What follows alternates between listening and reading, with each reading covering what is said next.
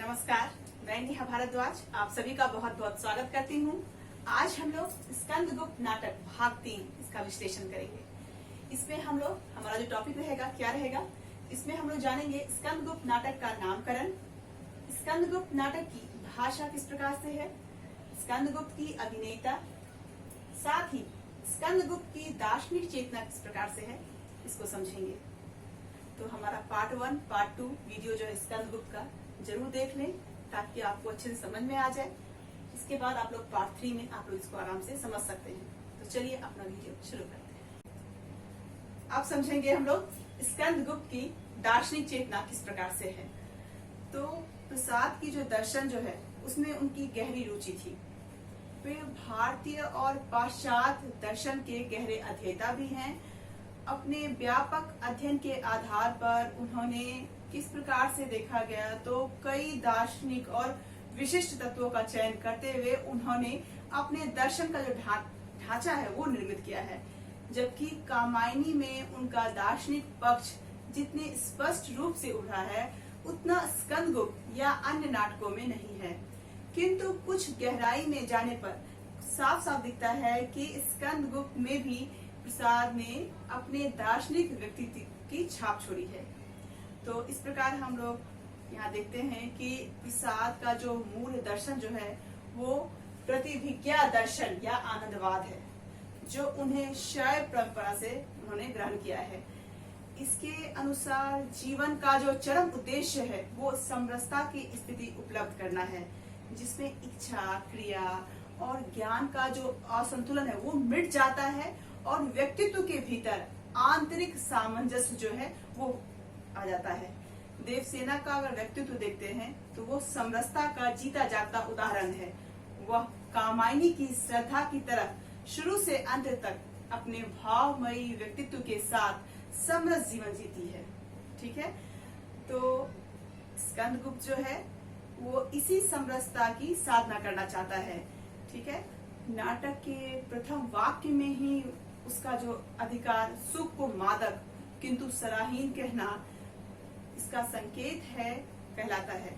और यह दर्शन वहां और भी साफ हो जाता है जहां पर स्कंदगुप्त अपने जीवन का उद्देश्य इस प्रकार प्रस्तुत करता है कि बौद्धों का निर्माण, योगियों की समाधि और पागलों की सी संपूर्ण विस्मृति मुझे एक साथ चाहिए।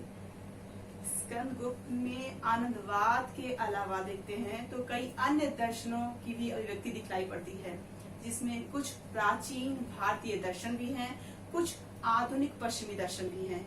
इनमें सबसे महत्वपूर्ण है नव वेदांत दर्शन।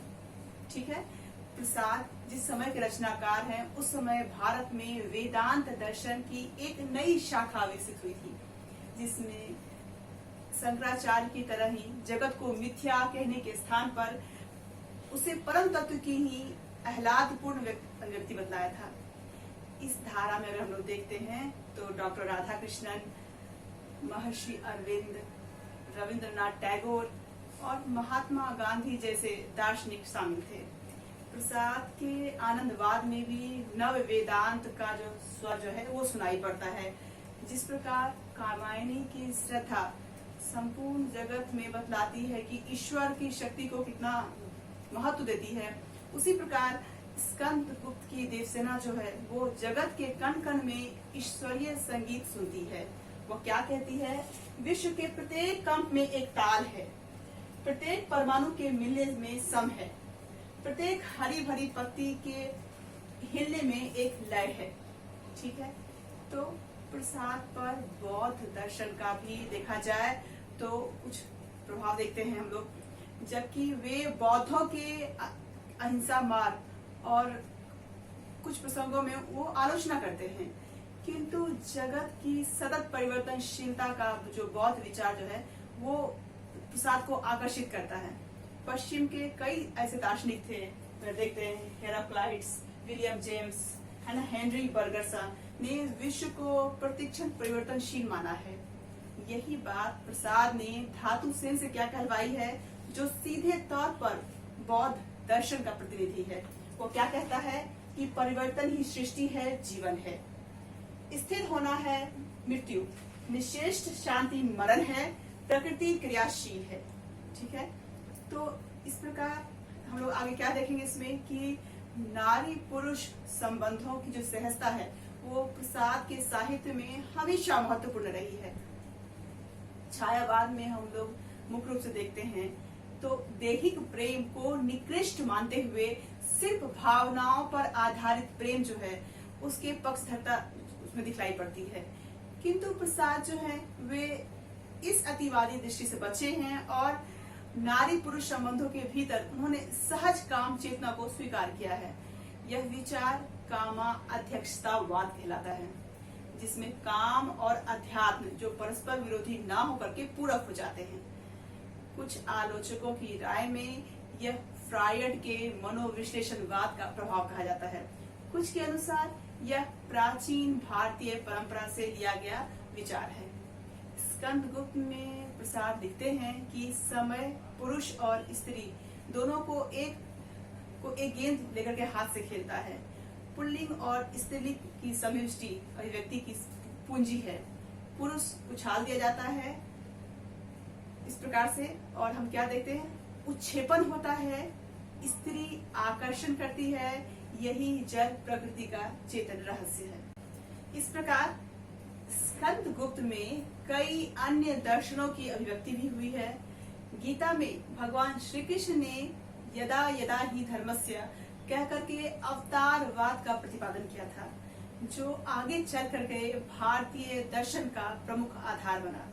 प्रसाद ने स्कंदगुप्त में अवतारवाद की मौलिक व्याख्या की है। वे कमला के कई कथन के माध्यम से क्या दिखाते हैं कि ईश्वर अवतार नहीं लेगा, मनुष्य को ही राम और कृष्ण के समान बनना होगा और ऐसा ही मनुष्य अवतारी कहलाएगा। कमला क्या कहती है कि राम और कृष्ण के समान क्या तुम भी अवतार नहीं हो सकते? समझ लो, जो अपने कर्मों को ईश्वर का कर्म समझ करके करता है वही ईश्वर का अवतार है। प्रसाद का जो समय था वो मार्क्सवाद के बढ़ते प्रभाव का समय था। 1917 में रूसी क्रांति हो चुकी थी। भारतीय राष्ट्रीय आंदोलन में भी एक तबका समाजवाद के पक्ष में झुक रहा था।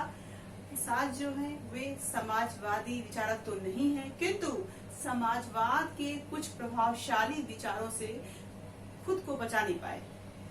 तो सेनापति पर्णदत्त का जो कथन है समाजवादी चेतना से भरा हुआ नजर आता है कि अन्न पर स्वतंत्र है, भूखों और धन पर स्वतंत्र है देशवासियों को, जो हम लोग पहले भी पिछले क्लास में भी डिस्कस किए हैं। तो आगे इस प्रकार हम लोग क्या देखते हैं कि मुख्य रूप से क्या देखते हैं कि स्कंदगुप्त के भीतर कई दर्शनों का सामंजस्य दिखाई पड़ता है। शैशवाद्वैतवाद के प्रति इस प्रसाद की जो निष्ठा है वो जग जाहिर रही है।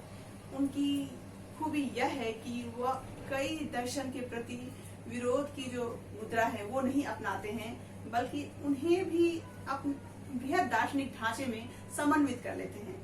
उनकी दार्शनिक पद्धति में प्राचीन और नवीन भारतीय और पश्चिमी का जो भेद है वो मिट जाता है। इस प्रकार आगे और समझेंगे। आगे समझेंगे हम लोग स्कंदगुप्त नाटक की भाषा किस प्रकार से है। तो हिंदी नाटक के इतिहास में जितना विवाद प्रसाद की भाषा को लेकर के है उतना संभवतः किसी अन्य रचनाकार के संबंध में नहीं कहा जा सकता है। आचार्य शुक्ल, प्रेमचंद्र और डॉक्टर नगेंद्र जैसे साहित्यकारों ने, समीक्षकों ने किस प्रकार से प्रसाद की नाट्य भाषा जो उनको अनुपयुक्त माना है। आचार्य शुक्ल क्या कहते हैं कि प्रसाद के नाटकों के पात्र जो हैं वो एक ढंग की चित्रमयी लच्छेदार भाषा का प्रयोग करते हैं। तो डॉक्टर नगेंद्र क्या कहते हैं कि प्रसाद की जो नाट्य भाषा है उसमें अभिनियोजित चांचल्य का अभाव है। प्रेमचंद तो यहाँ तक कहते हैं कि प्रसाद की नाट्य भाषा जो है निर्जीव व जटिल है, मानो कई मन मिट्टी के बोझ से दबी हुई लाश हो। ठीक है। इसके विपरीत कुछ समीक्षकों ने प्रसाद की भाषा को सृजनात्मक संभावनाओं से युक्त माना है।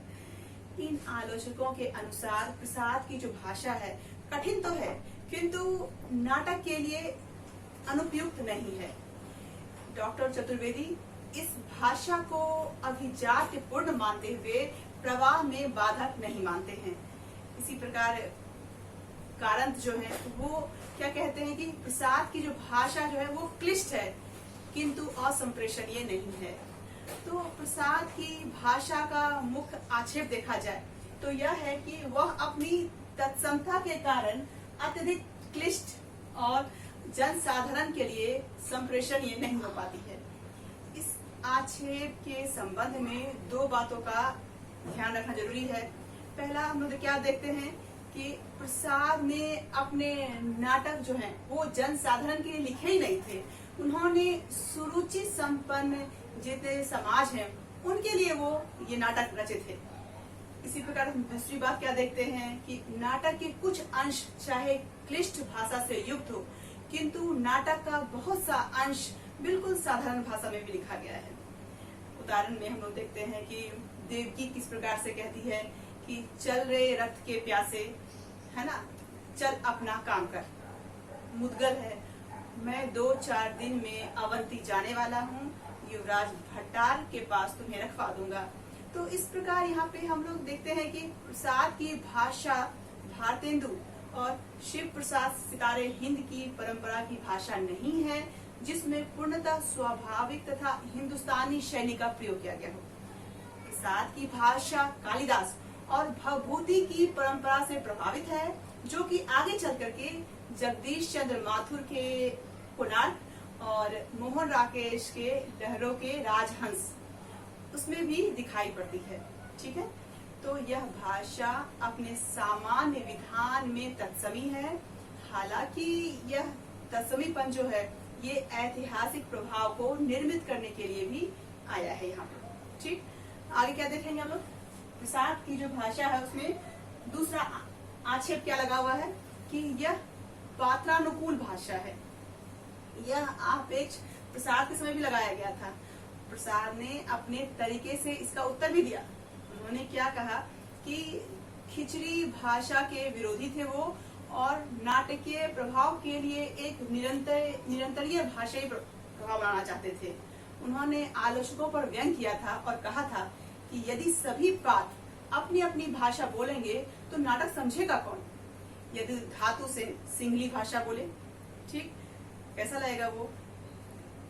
कोई हुनों की भाषा बोले, कोई मालवी भाषा बोले, स्कंदगुप्त मगधी बोले, तो नाटक किसी भी दर्शक के लिए अबोधगामी हो जाएगा। तो प्रसाद की भाषा पर अंतिम आपेक्ष यह है कि उसमें अभिनियोजित चांचल्य का अभाव है। इसका क्या अर्थ हुआ, तो यहाँ पे देखेंगे कि प्रसाद की भाषा वो नाटक में निहित द्वंदात्मकता और उतार चढ़ाव वक्रता के साथ किस प्रकार से धारण नहीं कर पाती है और वो एक दूसरे वे में ये जो आक्षेप है ये गलत माना गया है। और प्रसाद को देखा जाए, प्रसाद को शब्दों की आत्मा की गहरी पहचान थी जिसके कारण उनके शब्द प्रयोग में ध्वन्यात्मकता, लयात्मकता, गति जैसे तत्व जो हैं वो प्रभावशाली रूप से दिखाई देते हैं। कुछ उदाहरण में हम लोग देखेंगे, स्कंदगुप्त में कुछ उदाहरण है कि सैनिक बोलता है कि इस प्रकार से भाषा में अगर बिंबात्मक क्षमता को देखते हैं तो नायक ना जाने क्यों हृदय दहक उठा, जैसे सनसनी करती हुई डर से यह आधी रात खिसकती जा रही है। पवन में गति है परंतु शब्द नहीं। ठीक है, जयमाला का एक प्रसंग है कि युद्ध क्या गान नहीं है, रुद्र का श्रृंगीनाद, भैरवी का तांडव नृत्य, इस प्रकार से कहती है, जो हम लोग पिछले क्लास में भी चर्चा कर चुके हैं। इस प्रकार हम लोग प्रसाद की भाषा योजना की कुछ अन्य विशेषताएं जो हैं उसको भी देखेंगे। तो पहला क्या देखते हैं हम लोग कि कई स्थानों पर घनीभूत प्रभाव उत्पन्न करने के लिए सूत्र भाषा या सूक्तियों का प्रयोग किया गया है। ये सूत्र वाक्य बहुत कम शब्दों में संपूर्ण जीवन का सार तत्व पाठक के मन में स्थापित कर देते हैं। जैसे युद्ध क्या गान नहीं है, अधिकार सुख कितना मादक तथा सराहनीय है, इस प्रकार से। दूसरा क्या देखेंगे हम लोग, वातावरण के निर्माण के लिए ऐतिहासिक आधार पर ध्यान रखा गया है। स्कंदगुप्त के ऐतिहासिक काल में जिन विशिष्ट शब्द का प्रयोग राजकीय तथा धार्मिक संदर्भों में होता था, उन्हीं का प्रयोग यहाँ पर किया गया है। जैसे देख सकते हैं स्कंधावर, है ना, महानाया, विषयपति, महाबलाधिकृत, कुमारा मात्य, महाप्रतिहार, इस प्रकार से। तो प्रसाद ने संवाद योजना को गद्यात्मक बनाने का भी काफी प्रयास किया है। इस प्रकार से हम देखते हैं कि संवाद योजना में भाषा इतनी गद्यात्मक है कि इसमें देखते हैं हम लोग कि आरोह, अवरोह, लय, गति, प्रवाह जैसे तत्व जो हैं वो चरम स्तर पर विद्यमान है। अनंत देवी यहाँ पे किस प्रकार से कहती है कि क्षुद्र हृदय जो चूहे के शब्द से भी शंकित होते हैं, जो अपनी सांस से ही चौंक उठते हैं, उनके लिए उन्नति का कंटकित मार्ग नहीं, महत्वाकांक्षा का दुर्गम स्वर्ग उनके लिए स्वप्न है। इस प्रकार से तो इस प्रकार देखते हैं तो स्कंद गुप्त की भाषा योजना में नाट्य भाषा का भी कहीं कहीं प्रयोग किया गया है। तो नाट्य भाषा क्या है? तो नाट्य भाषा वह भाषा है जिसमें बिना शब्दों के प्रयोग के केवल नेपथ्य की ध्वनियों को या अभिनेताओं की शारीरिक चेष्टाओं के माध्यम से कथ्य को व्यक्त किया जाता है। ठीक है, इसमें क्या देखते हैं कि नाट्य भाषा के प्रयोग की परंपरा जो है वो प्रसाद को विरासत में ही मिली थी। इसके बावजूद स्कंद गुप्त में प्रसाद ने कहीं कहीं नाट्य भाषा का सुंदर प्रयोग किया है। इसका सबसे सुंदर प्रयोग नाटक के एकदम अंत में हम लोग देखते हैं कि जब घुटने टेकती है और स्कंद उसके सिर पर हाथ रखता है। ठीक है, तो स्पष्ट रूप से क्या कह सकते हैं कि स्कंद गुप्त की भाषा में वे सभी तत्व उपस्थित हैं जो किसी साहित्यिक भाषा या सृजनात्मक क्षमता जो प्रदान करते हैं। इसके बावजूद यह भी तथ्य है कि मंचन के समय स्कंद गुप्त के सफल ना हो पाने में भाषा की कुछ न कुछ भूमिका तो रही होगी। साहित्य की दृष्टि से यह भाषा निश्चय ही श्रेष्ठ है, किंतु मंचन की दृष्टि से यह सामान्य व्यक्ति के बीच में तारतम्य स्थापित नहीं कर पाती है। तब भी 1928 में जब खड़ी बोली गद्य भाषा के प्रायोगिक स्तर पर ही थी, तो प्रसाद उस समय एक नई भाषिक परंपरा को परिपक्वता तो प्रदान कर ही रहे थे। इस प्रकार कहा जाए तो उनको इसके लिए सराहना चाहिए। इस नाटक आगे समझेंगे हम लोग स्कंद गुप्त की अभिनेता किस प्रकार से है। तो प्रसाद के समय से लेकर के आज तक बहुत से प्रसिद्ध निर्देशकों ने प्रसाद के नाटकों को मंचित करने का प्रयास किया, किंतु किसी को भी वैसी सफलता नहीं मिल सकी जैसी नाटक के मंचन से उम्मीद की जा गई थी। आधुनिक रंगशालाओं में पर्याप्त धन का निवेश करके, आधुनिक उपकरणों को जुटा करके, साथ ही सुरुचिपूर्ण अभिनेताओं के माध्यम से प्रसाद के नाटक जो है वो मंचित तो हो जाते हैं, किंतु दर्शकों को बांध पाना, उनका मनोरंजन करते हुए नाटक के उद्देश्य को उनके हृदय तक पहुंचा पाना या रस अथवा विरेचन जैसी मन स्थिति तक पहुंच पाना, ये संभव नहीं हो पाता है। इस प्रकार हम लोग क्या इसमें देखते हैं कि कुछ आलोचक जो हैं वो क्या कहते हैं कि इस स्थिति का मूल दायित्व प्रसाद का नहीं बल्कि हिंदी रंगमंच का है। वे इस प्रकार से कहते हैं, जबकि दूसरी धारा के जो आलोचक हैं वे क्या मानते हैं, प्रसाद के मंचानुकूल नाटक लिखे होते तो ये दर्शाए भी जाते, यानी उनके हिसाब से मंचानुकूल नाटक लिखे ही नहीं गए हैं। स्कंद गुप्त की अभिनेता से जुड़ी समस्याओं का विवेचन किस प्रकार करेंगे, तो देखते हैं कि इसमें कि हम लोग कि सबसे पहले इसमें समझेंगे कि अभिनेता या रंगमंचेता के प्रति प्रसाद का दृष्टिकोण क्या था। ऐसा नहीं है कि प्रसाद ने रंगमंचेता के विरुद्ध जो थे वो खड़े थे, क्योंकि उन्होंने खुद वे चंद्रगुप्त और स्कंदगुप्त के रंगमंच प्रयासों में सहभागिता भी की थी। चंद्रगुप्त को अभिनियोजित बनाने के लिए उन्होंने अभिनय चंद्रगुप्त संस्करण भी प्रस्तुत किया। इसके बावजूद यह स्पष्ट रूप से कहा जा सकता है कि नाटक और रंगमंच के संबंध में रंगमंच को नहीं बल्कि नाटक को साथ मानते हैं। उनका स्पष्ट क्या कहना है कि प्रत्येक काल में माना जाएगा कि काव्यों के अथवा नाटकों के लिए ही रंगमंच होते हैं, काव्य की सुविधा जुटाना रंगमंच का काम है। रंगमंच के संबंध में यह भारी भ्रम है कि नाटक रंगमंच के लिए लिखे जाए। प्रयत्न को यह होना चाहिए कि नाटक के लिए रंगमंच हो जो व्यवहारिक है। इस प्रकार से कहते हैं। तो प्रसाद का समय है जो है वो पारसी रंगमंच की सफलता का समय था, किंतु यह सफलता देखा जाए तो वह स्थूलता या अश्लीलता पर टिकी हुई थी, जिसका प्रसाद हमेशा विरोध करते थे। वे जानते थे कि उनके जो नाटक है वे साहित्यिक या देशभक्ति परक होने के कारण दर्शकों के लिए उतने आकर्षक नहीं हैं, किंतु उन्हें इस बात का अफसोस नहीं था। वे स्पष्ट रूप से क्या लिखते हैं कि मेरी रचनाएं तुलसी दत्त सदा या आगा हर्ष की व्यवसायिक रचनाओं के साथ नहीं नापी तोली जानी चाहिए। मैंने उन नाटक कंपनियों के नाटक नहीं लिखे हैं। 4 चलते अभिनेताओं को एकत्र करके कुछ पैसा जुटा करके 4 पर्दे मांग लेती है और दुअन्नी अठन्नी के टिकट पर इक्के वाले और कुलचे वाले दुकानदारों को बटोर करके जगह जगह से और इस तरह दिखलाती चलती है। तो इस प्रकार वे क्या कहते हैं कि मेरे नाटकों की जो काव्य प्रधानता है, शैली, वो क्या चाहती है कि वो परिष्कृत बुद्धि के अभिनेता हो या सुरुचि संपन्न सामाजिक हो, साथ ही पर्याप्त द्रव्य काम में लाया जाए तो यह नाटक अभीष्ट प्रभाव उत्पन्न कर सकते हैं। इस प्रकार से उनका कहना था। स्कंदगुप्त की अभिनेता की समस्याएं क्या क्या है इसको भी समझेंगे। तो सबसे पहले हम लोग इसमें क्या देखते हैं कि दृश्यों की अधिकता व असंबद्धता। ठीक, तो स्कंदगुप्त में अगर देखा जाए तो इसमें 5 अंक और 33 दृश्य हैं। दृश्यों की संख्या जो है वो अपने आप में समस्या नहीं है, क्योंकि इससे अधिक दृश्यों वाले कुछ नाटक जो हैं वो मंच पर सफल हुए हैं। जैसे देखेंगे शेक्सपियर का एंटनी व क्लियोपेट्रा। ठीक है, मूल समस्या क्या है कि स्कंदगुप्त के कई दृश्यों में संबंध सूत्र जो है वो कमजोर हैं।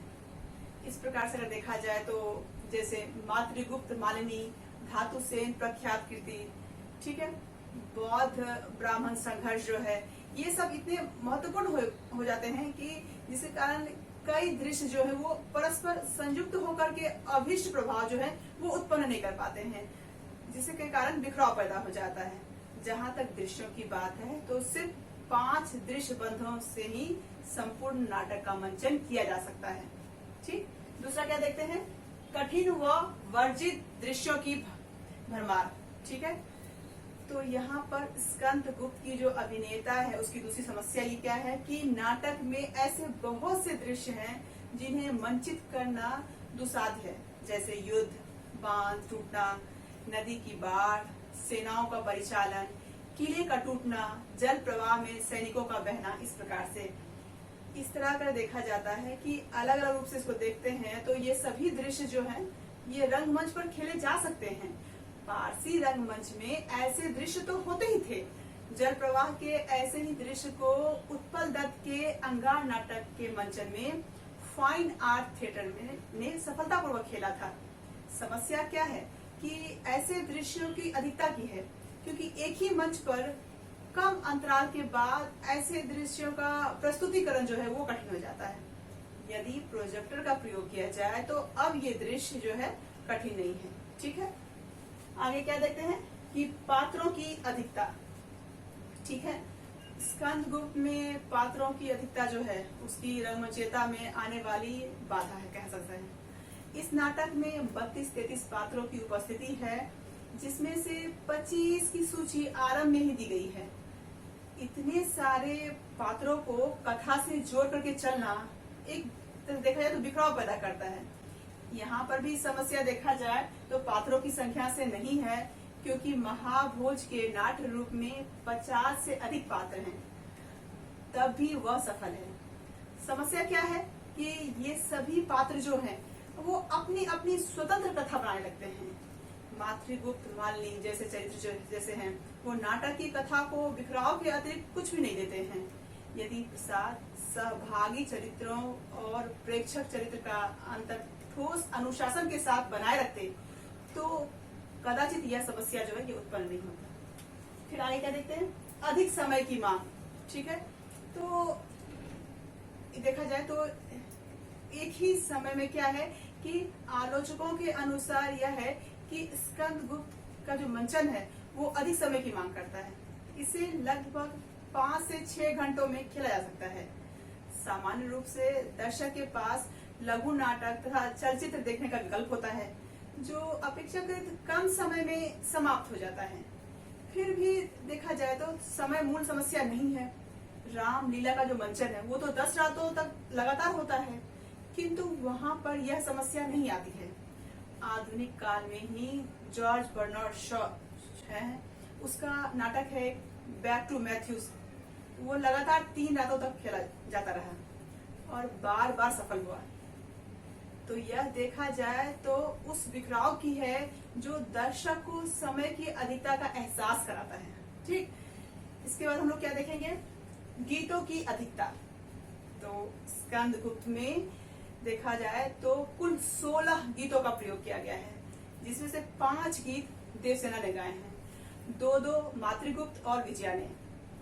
गीतों का प्रयोग प्रसाद ने यहाँ पर पारसी रंगमंच की अद्भुत सफलता को देखते हुए किया होगा, लेकिन अश्लील गीतों की सफलता के आधार पर साहित्यिक गीतों की सफलता की कामना करना उनकी शायद ये भूल होगी। ये गीत कथ्य के प्रवाह को बार बार बाधा करते हैं और दर्शक खुद को नाटक से जोड़ नहीं पाते हैं। कुछ गीत तो नाटक में प्रभाव बढ़ाते हैं, जैसे आह वेदना मिली विदाई, इस प्रकार से देश की दुर्दशा निहारोगे कब तक, इस प्रकार से। किंतु पालना बने प्रलय की लहरें, इस प्रकार जो गीत हैं वे बेहद अव्यवस्थित रूप से नाटक में विद्यमान हैं, जो प्रवाह को नष्ट भी करते हैं। ठीक है। कठिन भाषा। तो स्कंदगुप्त की रंगमंचीयता पर अंतिम आक्षेप जो है वो भाषा के संदर्भ में है। इसकी जो संवाद योजना है वो कई लंबे कथनों से भरी पड़ी है, जिसके कारण नाटक में एक बोझिलता या एक उबाऊपन जो है वो दिखता है।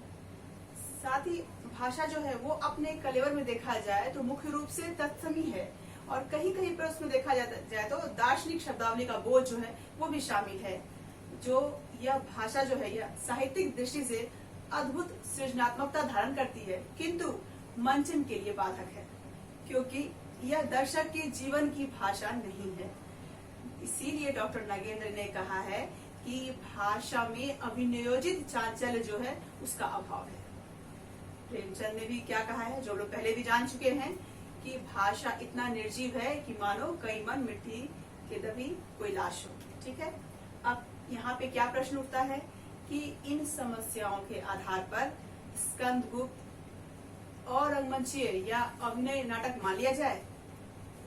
ये सारी आलोचनाएं यथार्थवादी रंगमंच को ध्यान में रख के की जाती है, जबकि स्कंदगुप्त की सफलता की अधिक संभावना जो है वो प्रतीकात्मक रंगमंच है।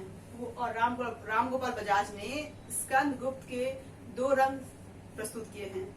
वीरेंद्र नारायण ने भी ऐसा प्रयास किया है, और ये प्रयास पारंपरिक प्रयासों की तुलना में अधिक सफल रहे हैं। शांता गांधी जो हैं और इब्राहिम अलकाजी ने स्पष्टता स्कंदगुप्त की अभिनेता को स्वीकारा है। अलकाजी का क्या कथन है कि वे क्या कहते हैं कि व्यावसायिक अपेक्षाओं को ना समझने वाले थिएटर जगत के लोगों ने प्रसाद के नाटकों को सीमित दृष्टि से आंका और पूर्वाग्रह बना लिया। प्रसाद के नाटकों में वे दोष गिनाए जो उनकी अपनी ही नासमझी की उपज है। सच तो यह है कि हिंदी के किसी भी निर्देशक के पास इतनी व्यवसायिक समझ जो है और अनुभव नहीं है जो प्रसाद के नाटक को उठा सके।